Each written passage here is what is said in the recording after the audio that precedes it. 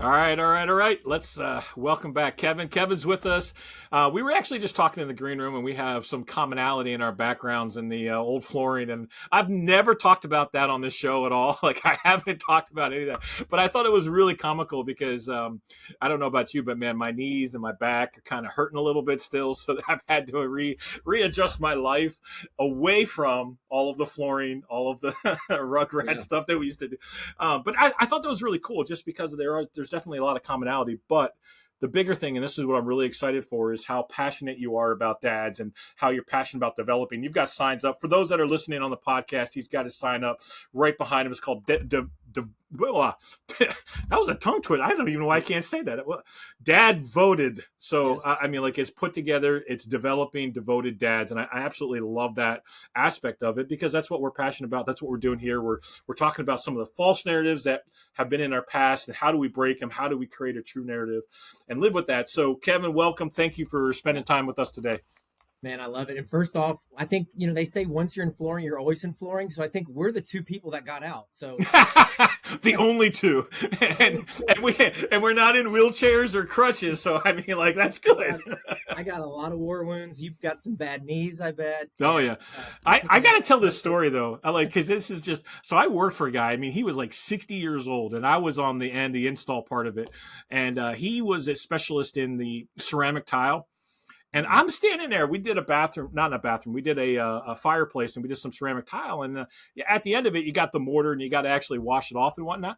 He walks over to the toilet and starts washing off all of the stuff into the toilet.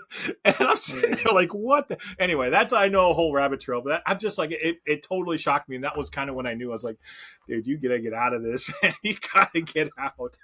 Yeah, I did flooring and I did apartments. So there's all kinds of stories of what we walked in on. And oh, boy. Anyway. All right, well, let's get back to what we are here for. Let's get started with this. First of all, I love to start with this question because I think it's so relevant to our conversation. And just ask the question, who is Kevin? So for our audience, we got 60, 90 seconds. Maybe it's a full 2 minutes, but who is Kevin? Man, and I get chills when you ask that question because I didn't know this years ago. But first and foremost, I'm a dearly loved child of God. That is my primary identity. And then what's so beautiful about having that overhaul umbrella identity is that my specific calling identity that's been given to me is that I'm a leader of dads. And look, Tim, I know you just met me and you're like, who is this guy coming in, beating his chest saying he's a leader of dads? Not at all. It was given to me in a moment of a journey of sobriety, which we'll talk about. I asked God who he is, who he calls me. What's he want to call this book I'm writing? He tells me Dad voted. And then a few weeks later, he calls me specifically a leader of dads. And so that's my primary identity. My secondary identity is that I'm a dad. I got 2 boys. I'm a husband. I've got a beautiful bride of 18 years. I am a writer, an author, a speaker. I now find a lot of fulfillment coaching men on sobriety, which is so cool. Again, these same things, finding identity. And I'm dallying in the business consulting world of better leadership. So that's a down the road. I'm getting really close on some of that. But primary identity, child of God, leader of dads. Secondary are all those things that I fulfill here on this great green earth. Well, let's pause on that for a second because this thought just came to me, and I that's what the beauty of podcasts, because I can control it and we can go wherever we want, right? But the thought just came to me because I often get this different titles, different things, and then also you kind of start to feel like you're bragging a little bit, but it isn't that. It is God has gifted us and given sometimes these platforms, and in those platforms, we have that option and that choice to be able to go ahead and embrace that. For example, I was on Lego Masters, right? So when I was on TV, so I have this quote unquote title, but at the end of the day, like sometimes when people ask me about it, I don't usually talk about it, but yet it is a platform that God gave me. And same with you. Yeah. When we're talking about the book or the stage or the thing, God's given you those stages. And it's really important to recognize the fact that it wasn't something that we necessarily sought after. It just kind of ran into us. And for lack of a better word, God just said, okay, I need you to take the stage now. I need you to take this platform to be able to talk and share in a way that I would talk and share. Well, and if you look at it, years ago, I would say, man, I wish I could open up a marketing firm because I got this marketing idea. I'm always got these ideas. But yet I didn't know I had an entrepreneurial spirit because I was always taught to play it safe, right? I Mm. think play it safe, work the 40, 50 years, retire right off into the sunset. And then And all of a that's a sudden, narrative right there. That's a that's big a narrative. narrative, right, Yeah. brother? That's probably part of mine too. But then you look at all of a sudden the Lord gives me the name Dad Voted, the mission for dads. I build this logo, which there's meaning behind these bears with the crown. I went to Baylor. I've got two boys, so you can probably start to see what all that means. And all of a sudden I look at it. Well, that I then build out this other another couple of different brands of coaching content. I have a sobriety whole program called Fortified. So again, more marketing, more logos. I've built out 3 or 4. I've got 5 or 6 trademarks. I don't even know. Um, I've got way too many domains. My wife hates my. I buy a lot. I, so, but the whole thing was, I had this. I could possibly do this, and then it's now happening because Yeah. again, it wasn't because I was trying. It was like the Lord was guiding me. But there was one big problem, and it was the person you're looking at getting in the way Yeah. of it. So let's jump into that part of it because this is actually the most interesting aspect of we kind of have a little bit of a tease of where you're at currently and what you're doing to be able to create that true narrative. But it wasn't always like that, I'm sure. I mean, everybody that I talk with, it's never starts out where we jump into our true narrative and you even kind of, again, you tease like the play it safe side of the false. So let's go back to that part. What were the narratives? What was the majority of your perspective and the false narratives that, again, whether it was society or parents or whatever, wherever it came from, what was life going to be like for you based on that narrative that you were under or around? And let me show you. I don't know if you see all this red ink, and I don't know if this goes on YouTube or not. But It will definitely. So if you're listening to podcasts, he's got. I mean, this one you're probably going to have to go back to YouTube and find all this stuff out. I'm a mess of a human. Holy smokes! I could list 33 false things. But I think it really stemmed, and some of those we'll get into. I mean, people pleasing, money, control, comfort, all those things. But really, it came down to a man's worth is that he's a hard worker and a good provider. And look, I know a lot of people are saying, well, those aren't bad things, and they're not. Men, and they're actually biblical. We're called to work hard. We're called to provide. But when it becomes the main thing, especially over your calling in life, then it becomes an idol. And it takes over and it consumes you. So that was really the biggest thing. I was a leader. I grew up a leader. I believe, I don't believe in natural born leaders. I believe you work on it, but I believe there are people that have those tendencies. I was the one leading at an early age in sports and through high school and college. And then I was the youngest running the largest. But I had this incorrect mindset that it was about building my own kingdom. Me, work hard, provide hard. I get home and I have nothing left in the tank. But then I just reverted back to self-medicate, muscle through, and it followed me, Tim, for 15, 20 years. I mean, these ruts that you dig deep into your brain and into your soul, they stay with you, and it almost took me down completely. But again, I was winning on what the world says. I have the white picket fence. I got the job. I got the title. I got the hot wife. I got the good-looking boys. But I'm deep down inside, I've got secrets and strongholds that would not last if I didn't find a way to get the heck out of them. Let's maybe uncover or dive deeper into this aspect, because what you just said is a man's worth is based on how he can provide and how he can show up. Yeah. And you're absolutely right. I mean, there's definitely some responsibility that we have to accept as men. Can we just uncover that a little bit? Because it's going to be really difficult for somebody that's listening to say, well, wait a minute. I know that I have to provide. I know that I got to step up and take responsibility. So what makes this a false narrative? What makes this a challenge compared to the fact that, God has called us to be responsible and to take care of things? Yeah. Well, we're all called leaders. I think that's a lot of people get stuck, and we lead at the office, and then we're good at the office. And so that's where we go. And then we go home and we forget that our biggest leadership opportunity is at home. Especially when you start bringing kids into this world, it's all about the next generation. But we are so caught up in, okay, we don't know, there is no manual of this fatherhood deal. And most people you talk to, they say, oh, I got it wrong. There's a lot of guilt and shame. there's no manual, right, on this whole fatherhood thing. So I just think a lot of people just divert to muscle through mode. We'll figure it out. We have some beautiful, hopefully, brides that are raising our kids in the early phase, and then we just kind of want to make sure that they're going to be contributing members to society. But what does that really mean? What does that look like? And I think that's where that we get caught up is we win at work, we give it our all, we go home, and they get our leftovers. And that's the narrative that you got to shift. That we're a leader at home, and it should flow back and forth. Your leadership at work should flow from home and back and forth. And I know you're a leadership guru, so please shoot holes through. No, this is about you. No, and I absolutely love where you're going with this, because there's a lot of scripture that goes back. I mean, we talked about Deuteronomy 6 and how we were supposed to raise and train our kids. There's a lot of details about that. But I think, and correct me if I'm wrong, but I think where you're going with this providing is the definition. If we were to define what it means to provide, the world, some of the false narratives is we need to provide financially, we need to provide the food. I mean, kind of like if we go back into Maslow's hierarchy, it's like, you got a roof over your head? Are you fed? Are you clothed? Those kinds of things. And you're saying it's deeper than that. That's kind of what I'm hearing. So maybe we should define what that actually means to provide. Yeah. Man, it goes back to, yes, all the above. It's the teaching and training. It is investing into your marriage, into your relationships, having community.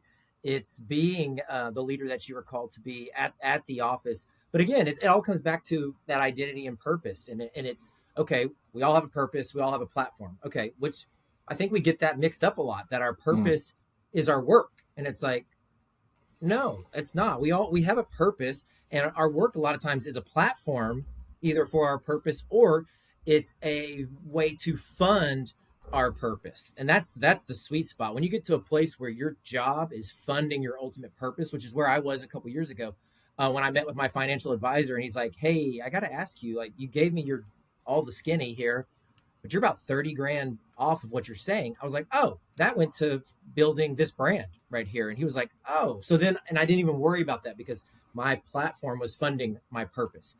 Now, my prayer for the last, and I've been out of corporate for about almost a year. For months, I prayed, I want my platform and my purpose to become one. And the Lord said, you can make that happen.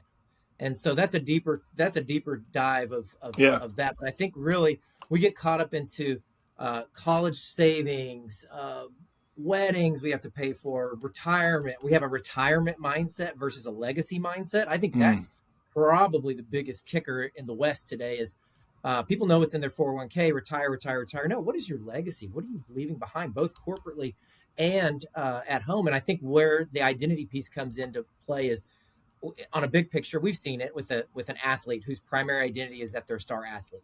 Businessman whose primary identity he's a business mogul. When that businessman retires, all of a sudden he looks around and he goes, why is nobody calling me?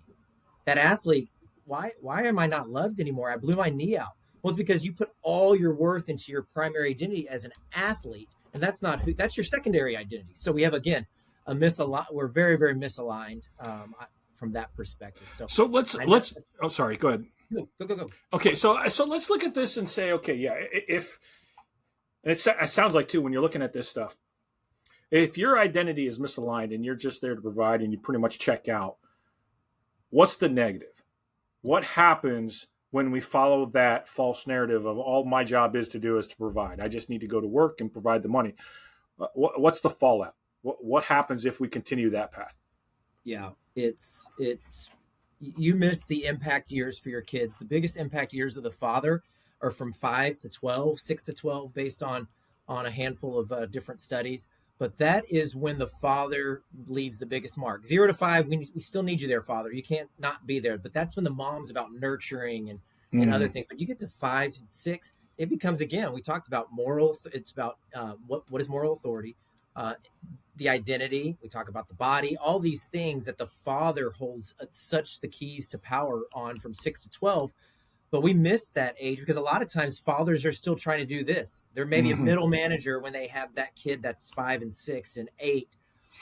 And like me, I self-medicated every night for most of those times until my kids were 7 and 9. And you miss that. And then they hit 13 and then you go, oh crap, they're teenagers. I got to start parenting but now they've attached to their friends, and peer influence takes over. And so now you're saying, hey, what about me? I'm the father here. So that's the thing, is where we're missing so many fathers. And look, I almost fully missed.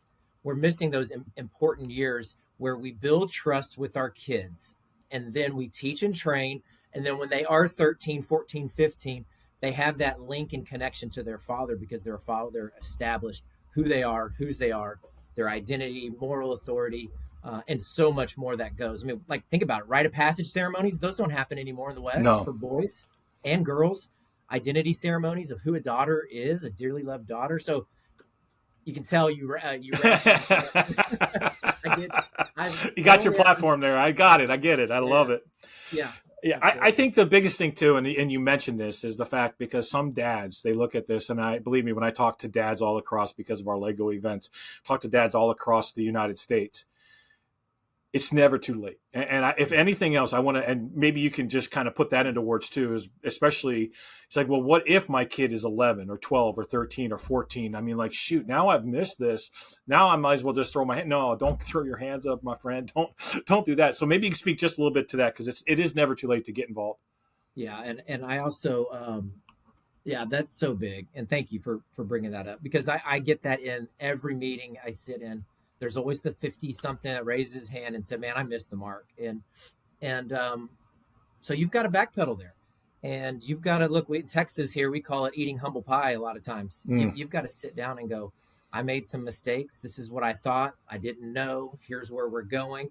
And then you got to re-invite and build that trust back up. And it depends on the situation, depends on the scenarios. There's a lot of families that have been broken to over time. And then it's just showing up. It's consistency. I believe there's power in the written word. A lot of times it's leaving those little notes, and text messages are fine, but even those little notes. I saw a note this morning. I mean, my wife, on my kid has a honey bun, and she wrote, "You'll always be my honey bun." He's 14 years old. He's going to look at that and be like, whatever, mom. But I guarantee you, he knows that he's dearly loved in this house. So it's never too late to start, to find a hobby. The Lego thing is beautiful. We started fishing. I grew up fishing. I didn't do that over the last so many years. My kids now love fishing. It brings them together. And we find a common bond there to be able to do something and just have that conversation. I started hosting backyard Bible studies, and I had a dad tell me the other day, hey, that 8 minutes from our house to your house has been some of the richest time we've had. 8 minutes. It's just so a lot of times we overthink too. Everything's got to be this big dramatic. It's just being with your kids. Yeah. Get the phone turned off, get some alone time, get out in nature, get a hobby, puzzles, Legos, and just be with your kids. Can we go down a little bit of a rabbit trail here? Because I think this is necessary. Because I know our passion is about our situation where we're dealing with our kids, and typically our kids mean up to about 20, 25. So anywhere along those lines.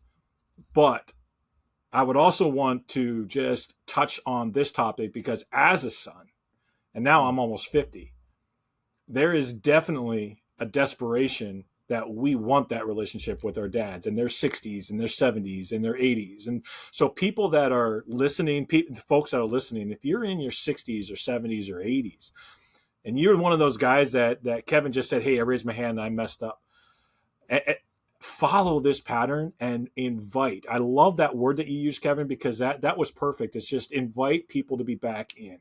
And even if everything is screwed up for 50 years or 40, whatever that is, even if everything just kind of got off track, or maybe there was just a situation, invite them back in. Because I can tell you, just from my own personal life, being now over 50, I would love to have my dad just do that, just to invite me back in. And maybe you can speak a little bit on that, because this is the opposite spectrum of this, but at the same time, it is absolutely key in looking at how we actually work all of these things together. Yeah, I've got a story here, and it was a trajectory, life-changing, career-changing story, and my 72-year-old father played a half the role in it. So I walked away from corporate, like I said, coming up on a year. The paycheck, massive. I'm talking retire at 50 something kind of money if I wanted to. And I just couldn't do it anymore. And there's a lot of story. We haven't gotten to how it got to this point, but long story short, I got put on a PIP. I had never a performance improvement plan for those who've hopefully never been on one. I've never been on one, never been on any sort of, um, disciplinary plan at work. I grow the business from 32 million to 42 million. I write a book during that time called Dad Voted. No, I don't tell a soul about it. I launched the book and we go from 42 million to 40 million. So still our second biggest year. And I find myself, Kevin's not as good as he used to be. So thank you, corporate America. I think that was, again, there's a lot of that to that story. So I have 30 days to prove my worth at this company that I've made them millions of dollars every year, lots of millions of dollars every year. And, but they just wanted to, prove their point. 6 months later, a new boss comes in. They never finalized the PIP. Lot of shame on me for not attacking it. I was kind of 2 middle fingers up at him. Sorry, I was pissed. So I get a new boss. HR kind of tells me, hey, by the way, I'm pretty sure your new boss is going to drop this over looming PIP. I go to Dallas. And leaving Dallas, have a 4-hour drive in traffic. I'm trying to get the heck out of there. My new VP comes up to me and says, hey, I just want to tell you something about this PIP. We're going to extend it for 30 more days. And because I want to get to know you. I mean, again, corporate, you can read it. Yeah. Thankfully, I needed to get the heck out of Dallas. I would have maybe done or said something that ended my working relationship. So here's the story. I get in the car, call my bride, tell her the story. She says, it's time for you to bet on yourself. She says, I will eat ramen noodles. I will go to the ends of this earth with you. Thank you, beautiful bride. Okay. I call my dad, 72-year-old man. I said, Dad, here's the story. My dad's very old school. You got to have a job before you leave a job. How much cash do you have? What's your insurance? Yep. He said, Kevin, you have finished your work there. It is time for you to move on. So my bride and my dad released me from that job on the same day for me to bet on myself and go this route with Dad Voted Full-Time, other things. And I say that back to your question of the power of a father's words at 72. Now, our relationship has had this. We've had some ups and downs. We've had some throwdowns. We've had some battles, some dark moments with alcohol. It's part of the reason why I'm sober now. But the power of a father's words at 72 to a 42-year-old son, I mean, you just can't beat that. So I believe that a couple things are happening. It goes back to that retirement mindset. We retire and then what? We don't have a purpose or a calling.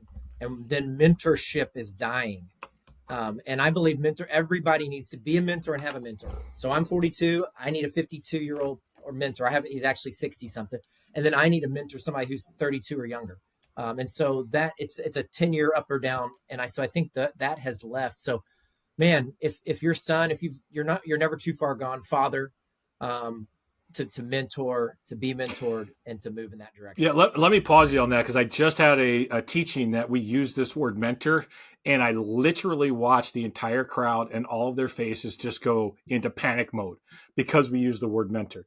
Yeah. Don't let it be a scary word because it's not. All a mentor is somebody that has walked a little bit before you, somebody that has just taken that path and gone down that road. So those that are listening, this is specifically to you, Mr. Audience, Mrs. Audience, you guys listening out there. A mentor is simply somebody that's just walked the path and can turn around and say, hey, there's a snake there. Hey, there's a hole there. There's a rock you got to climb over. That is all that this is. It is so necessary in our. I'm getting goosebumps because this is so key. It is so necessary in our society to have both that mentor that is above you and then menteeing somebody that's below you. But don't be afraid of that word because I see it every time when I talk to people. Don't be afraid of that word. It's such a key. We think there's the formula. We think there's discipleship and there's mentorship. Two different things. Yeah. And yes, they may overlap in some areas. My mentor called me last week. He's like, hey, I need you to mentor me on something, right? Mm-hmm. My 58-year-old high school football coach that brought me out of the depths in high school, I'm now walking with him through the depths of his life. So again, it's a both. But again, I still believe, yes, the 10-year minimum of somebody who's just done more life than you. Yep, exactly. Don't overthink it. Yeah. All right. So let's go ahead. I mean, we've kind of gone down a lot of rabbit trails, and I actually love this conversation. We're like two peas in a pod, and I love it. But here, what situation, what kind of broke you out? Because you talked a little bit about the fact that you dealt with a lot of alcohol, a lot of abuse in that manner, and this whole providing thing. Probably felt the pressure, the weight of the world, and just was trying to escape. But what brought you to a point of, dude, I can't live this way anymore. I can't keep continuing down this path. What happened that said, man, I've got to change?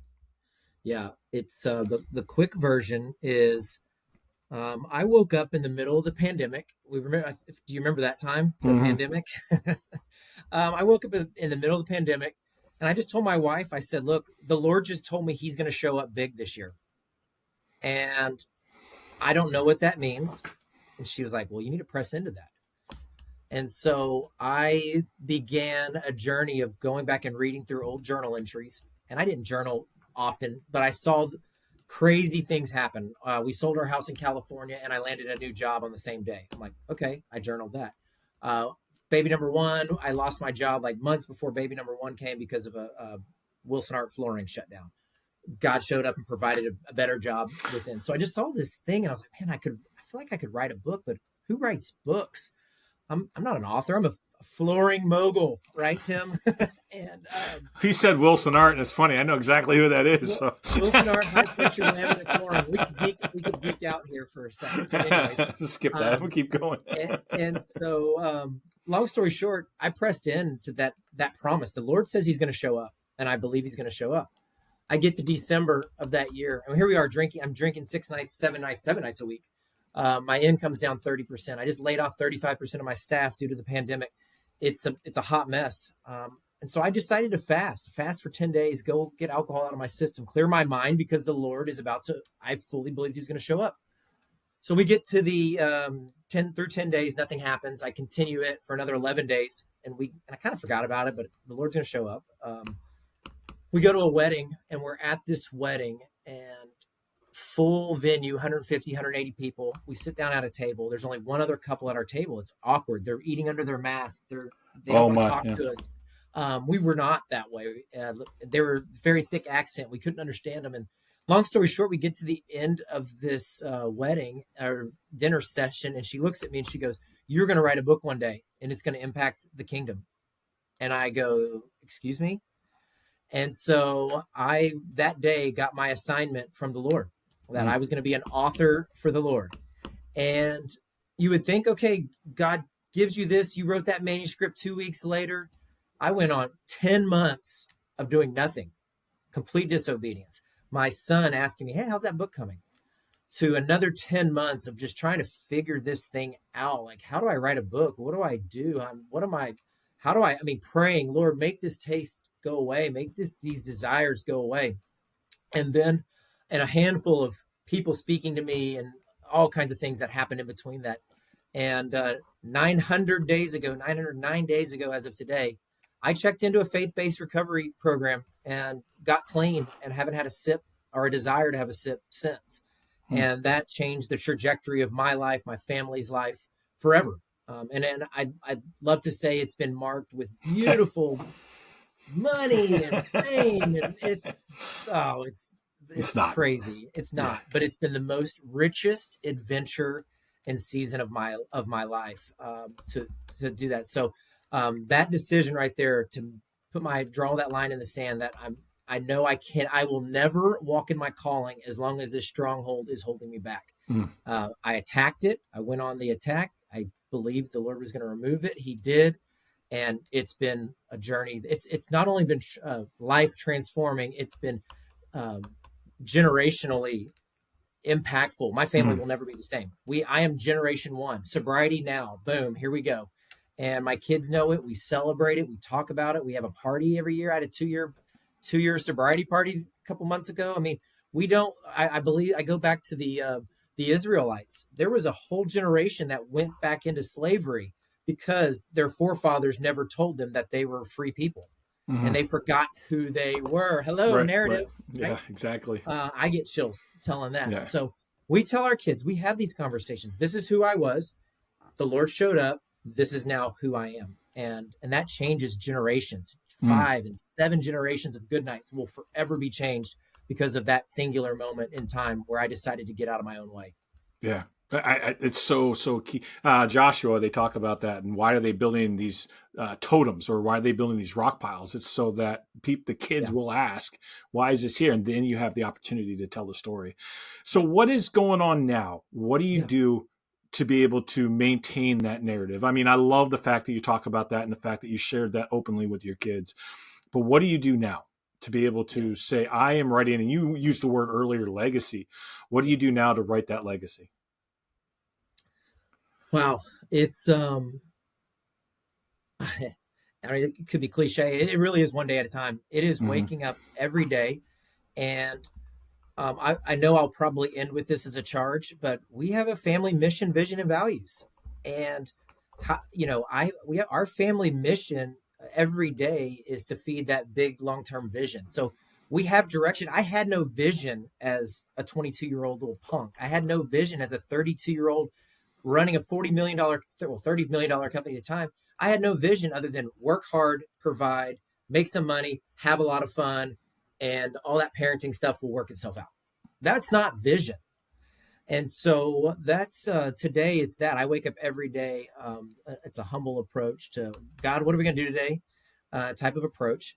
I have a mission, vision, and values. We don't waver. That's how we make decisions as a family. Is it aligned with our mission, vision, and values? And then we just partner with the King and Creator of the universe to go where are we going today? And let me Yeah. tell you, I misstep all the time. I go left when I know I need to go right. This was never launched. I paid a lot of money. That is not ever launched. So it's another brand that for those who are listening, I've got another beautiful brand on the horizon.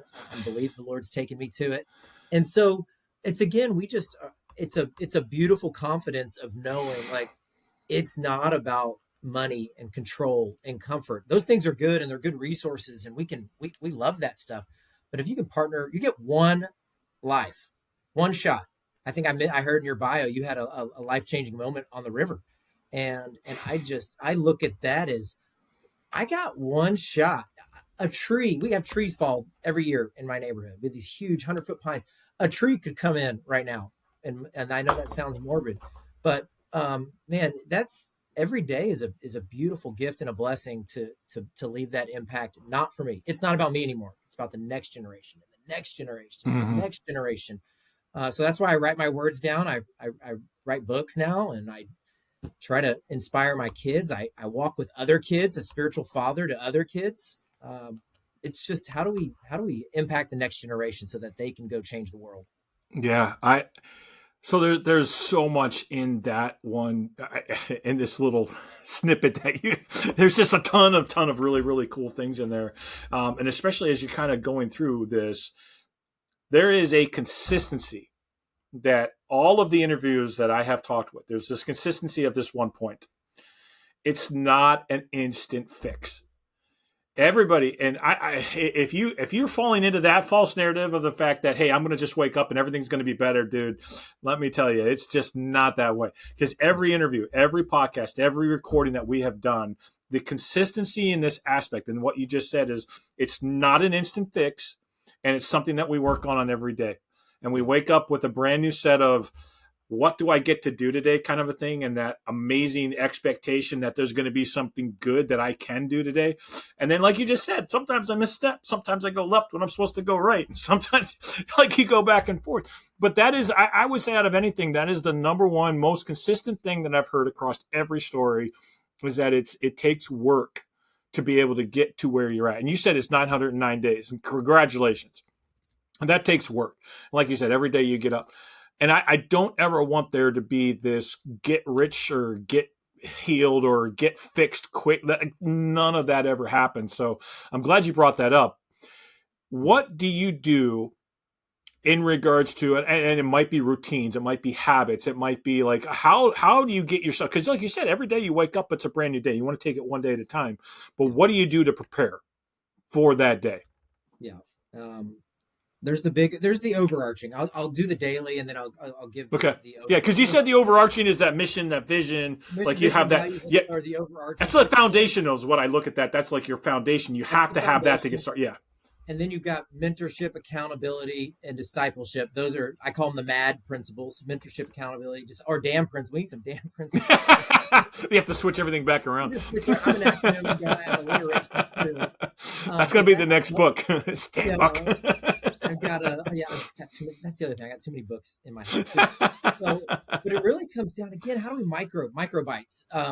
The bookends of the day are the most important part. The bookends of your day. The first 15 and the last 15. I now, thankfully, due to my schedule, it's about the first hour, the last hour. But, my first 15 starts with prayer, solitude, and stretching. I know stretching, but I stretch for 5 minutes. I have solitude for 5 minutes, and then I've got a prayer time for 5 minutes. And then I drink my coffee. And that 5-5-5 breakdown gets me into a mode. Of course, I have a deeper quiet time, and then I write every morning. But then the last 15, it's kind of more about gratitude, prayer, and worship. But prayer is with my spouse, predominantly. My wife, the divorce rate's still 50% in the world. It's still around 50% in the church. The buster of divorce these days is prayer. Couples that pray together are 98% more likely to stay together. So at night, it's prayer, gratitude, and it's worship. I listen to some music. I just calmly remember the day, and it's all about that gratitude type of life. So those are the habits. The first 15, the last 15. Yes, a lot of spiritual in nature. If you're not spiritual or whatever that means, there's probably other ways to between meditation and solitude and again physical activity, stretching. But man, that is the biggest kicker to what I do. Mix it in with my MAD principles, and then that overarching mission, vision, and values. So there's your 3-part framework, man. I'm a Baptist preacher. Let's go. Well, so here's. But you just write books instead of preaching. That's you go down the road. I love the fact that you're talking about these 15 minutes. I talk about that all the time. And as far as how you break them up, yours are different than mine. Yeah. But I love that. I think because you use unique principles. And so when you look at this, and again, when I talk this through, just to be clear, 15 minutes is like less than 1% of your entire day, or about 1% of your entire day. It's a ridiculously low amount of time. And for anybody that says that they can't spend 15 minutes, that's just an excuse. I mean, there's no way that you cannot not. Is that right? Cannot not spend 15 minutes. Like it just has to, you have to put that in there. So I'm really grateful that you put that there, because that's perfect. There's a lot of stuff I want to talk about, but I feel like we kind of are starting to wind down here. So maybe we'll go into this aspect of what is something, or, giving you a chance, what is something that you absolutely feel like, hey, we've really got to make sure that out of everything else, don't miss this for the audience. Yeah. On the kind of 3 things that I think are vital. The first one is family meals. Stats say that if you're, there's 20, if we say 21 meals in a week, stats say that if you have family meals 3 times, that the anxiety and depression rates of your children diminish, their future use of substance abuse diminishes. I mean, so 3 family meals a week. There's so many other stats of that. So that's number 1. How do you get together as a family? Quit an activity if you have to. We did. We had year-round swim, and we were going left and right and everything. We stopped it, and we have family meals together. Again, not perfect, but we meet that threshold. The second is, I call it Sabbath. I know that sounds like a really weird Jewish kind of deal. It's just to stop. And it is literally, do you stop and rest 1 day a week? And there's books on that. There's books and books, but how do you stop and just in the moment, get off the social media for 24 hours, get off of maybe even more or less TV, get outside, be with your family, worship your creator. And I think that has been the game changer for me, big time. And then the last piece is have a family mission, vision, and values. If we do those at every quarter. I spoke a couple months ago. I said, raise your hand if your company has mission, vision, values. 50 out of 50 hands went up. I said, raise your hand if you have mission, vision, and values for your home. One hand stayed up. So we write them, and again, is it corporate? Is it other things? I think that those are so huge to have, and within mission, vision, values, you start to underline who are the Crowells, who are Goodnights. Goodnights, we're generous. You start to list out your identity, and my kids hear these buzzwords. Oh, that's part of our one of our values, and so those things, your kids are smarter than we probably give them credit for. These things actually do stick. Get a mission, vision, and values, post them on the wall. It'll forever change your family. I don't know if y'all no, that is so. And my boys now 25 and 22. And we have had two core values that we have used, and it's strength and honor. And so I sign letters and we sign each other. We talk to each other this way. And then funny thing is, all of a sudden it was on Gladiator and we're just like, what? What's going on? But we had it before that. But it's been one of these things that we've had and now at 25 and 22, they're using those exact same values for the point. So it like you just said, kids are smarter than you realize, and they're picking up more than you realize, and it's being ingrained in them. And now that I get to see my boys as men reiterating some of these things that we were talking about back then in strength and honor, and they're just like, oh yeah, this is what we do. This is just who we are. And it's just, it comes out. So thank you for sharing that. And from my end, watching my boys, I'm telling you, it works. It absolutely works. And it's something that, it resonates with me. Hopefully it resonates with others. How can people get in contact with you to be able to find more about your books? Yeah. You've got Dad, I'm going to mess it up again, but Dad Voted. Okay. Yes. I got it right. It's just that combination of unique words, and I'm blah, blah, blah. I get tongue tied on it. So I've had one lady called it Daddy Devoted. I'm like, oh my gosh, I'm like, that's maybe shame on me, marketing 101. I got too cute. No. Yeah, it's, I'm heavier on LinkedIn under just my name, Kevin Goodnight. Mm-hmm. And then, dadvoted.com. I've got links there to the book. The books are on Amazon. I've got a devotion, 2 books right now, Dad Voted, and then the subtitle, Dads Devoted to Discovering Their Duty, Direction, and Destiny. So again, all the alliteration. And then I just recently launched a Dad Votional. So it's a 40-day devotional, and it's all talking about the power that we have for those that are not just believers, but followers of Jesus. And so got a business book on the horizon as well, a parable I'm super excited about. And then, dadvoted.com, and then, or email me at kevin@dadvoted.com. Love to chat. Again, my biggest passion and lately has been sobriety coaching, coaching men find freedom through the stronghold of alcohol. So if that's somebody struggling or sober curious, there's a lot of freedom to be had. And again, it's identity, it's purpose, it's mission, it's all the things that you've kind of heard me talk about today. Yeah, I love that. Absolutely love that. So again, thank you for taking the time with us. Thank you for sharing. I feel like we could probably keep talking. Maybe we'll have to come back and circle on some of these topics, because these are absolutely key in creating and crafting not only your narrative, but helping your kids craft their narrative as well. And that, I think, could be its own separate thing. And maybe, like I said, we'll have to come back and talk about that specific thing, because that's absolutely key. Those listening, I'm telling you what, some of these last several episodes have just been really, really powerful and moving. And I've actually already gotten quite a few responses from individuals to like what this meant to them in their life. And I want to, again, encourage you.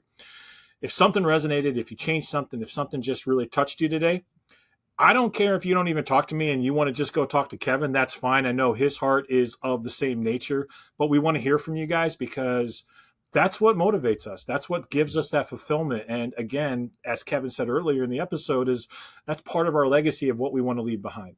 So reach out, share if something has touched you or if something's motivated you to do something. But again, as we close this out, just like we say every time, make sure that you're crafting and writing your narrative.